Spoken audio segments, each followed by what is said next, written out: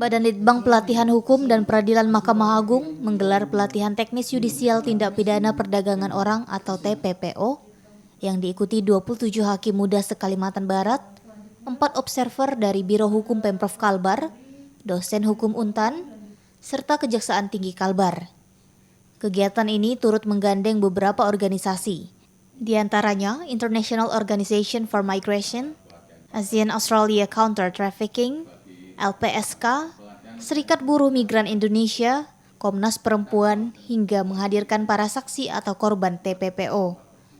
Kepala Balitbang Diklat Hukum dan Peradilan Mahkamah Agung menyatakan, para hakim muda harus meningkatkan kompetensi pengetahuan dan keterampilan mengenai TPPO agar bisa menerapkan hukum secara tepat dan memenuhi rasa keadilan masyarakat dalam memutuskan perkara penyelesaian kasus TPPO. Terutama mengenai pemahaman apa itu restitusi, kemudian juga pemahaman mengenai kompensasi. Jangan sampai nanti para hakim yang mengadili perkara TPPO ini ada kekeliruan untuk menerapkan restitusi. Itu yang secara umum yang kita inginkan para peserta ya, karena sebagai hakim ya harus lebih profesional, menonjol integritasnya, meningkat pengetahuannya dan skillnya. Jadi supaya mereka ketika mengadili perkara terkait dengan TPPO benar-benar sudah terampil begitu ya. Ini yang harapan kita semua.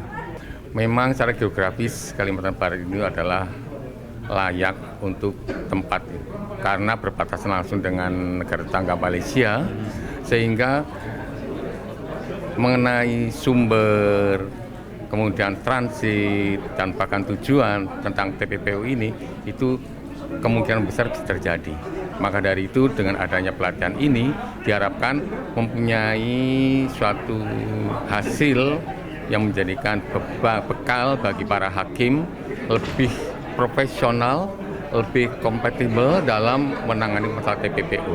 Karena kita tahu bahwa TPPO ini adalah merupakan suatu semacam kejahatan yang luar biasa yang mengakibatkan adanya suatu penderitaan yang sangat berat baik bagi korbannya maupun bagi keluarganya.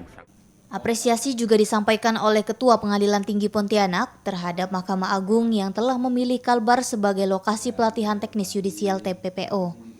Sebab Kalbar merupakan wilayah perbatasan Indonesia-Malaysia dan kerap menjadi tujuan, asal dan persinggahan pelaku TPPO.